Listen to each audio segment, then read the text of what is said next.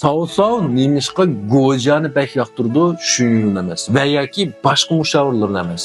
Nemishqa Goja o'lib ketganda Savsov o'zining otis o'lib ketgandimi bekarak azoblandi, bekarak qayg'urib ketdi. Savsovning bosh og'rig'i nadin kelgan bilamsizlar. Biz bu qilgan do'stlar vanju qilib, yaxshi yurganlarni berib davomlanamiz. Savsovning bu bosh og'rig'i asar qarsanglar eng dastlab Dongjoni qashlagan bu vaqtdagi olib kelganlar vaqtida yo'qdi. Kim bu o'z oldiga tug'ut ishlab, o'z oldiga chiqqandan kim paydo bo'lib qoldi? Bu bosh og'rig'i nereden keldi insonlar? Buning osh ko'p mushavirlar tarafidan keldi. Ya'ni bu mushavirlar shunyo, changyo, o bular qanday qildi desanglar, hammasi har bir ishqa nurg'un tadbir, nurg'un tahlil ko'rsatib, hamma savolni savsovga tashlab turdi-ku. Biz aniq qilsak, bu ish manda qo'yib qolishi mumkin. Ma tadbirni qo'llansak, manda qo'yib qolishi mumkin.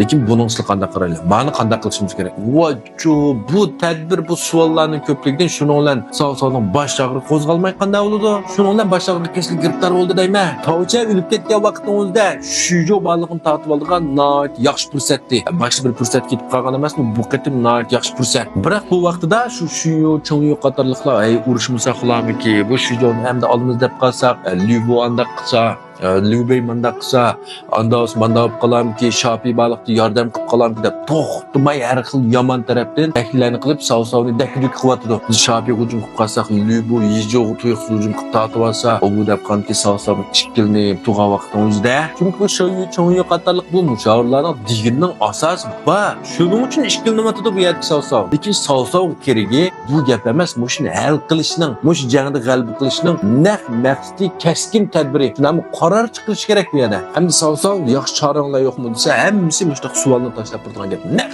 shu vaqtingizda Goja Gofuchani o'ttirg'i chiqib, qo'rqmay hujum qildi. Shujoni Shopiy baliqni chaqmaqsizlikda ola olmaymiz. U Lyubo degan egsiz qolgan ish, undan qo'rqishning qilchi hojat yo'q. U har qancha man bo'lsin, alamgatni o'zlayaman. Bizning qo'shinlarimiz botir sarkartimiz nurg'un. Qo'rqishning hojat yo'q deydi. Shundan bilan savsov nayt xush bo'ldi. Savsovning bosh og'rig'ini Gojaning mash gaplari davolaydi. Hamda kim shu vaqtingizda hamda Gojaning bu tadbirlari Lyuboni mag'lub qilib qolmay, shujo Shopiylarni tortib oladi, hatto Jovchanni qo'lga tushirdi. Shuning bilan bu yerga savsov Gojaga ajoyib amr qilib turdi. Yana Yuansha bilan bo'lgan Gwendu jangida bularning yana bir ansiraydigan bu mushavirlar yana ko'rsatdi. Bu Yuanshaning qo'shinini aytib, bular bilan jang qilib qolsa uzoq suzildi, anda qildi, manda qildi. Naqmi shu vaqtda yana sunsa oyat vaqt emasmi? Sunsa biz hujum qilib qolsa shu changda tortib olsa qanday qilmaymiz deb sunsadan bu noit ansiraydi. Bu kuchli qo'shin jang qilsa, chuqur Yuansha va sunsaga maktub sundi yoki sunsa o'z qo'shin boshlab kelib shu changda tortib oldi deb. Hamda naqmi shu vaqtingizda yana Goja o'tirib chiqib, xotirjam bo'lsa savbash vazir. Men oqsham yulduzlarni kuzatdim, do'nim qilib baqdim. Bu yer sunsaning umri uzoq qolmabdi. Necha kun qolmay bu yerga sunsa chuqum olamda o'tidi. Xotirjam bo'ladi. Deganidek uzoq qolmaylar sunsaning o'lim xabari yetib keldi. Unda sunsa kim qasligandi? Bilganlar piyonlik beqinglar. Shuning bilan bu yer Goja yeni bir qitim ishkirlab, eliqi savsovning 7 ortiqchiligi, Yuanshaning 7 cho'ng kamchiligi deganni shunga o'tirib qo'ymaydi.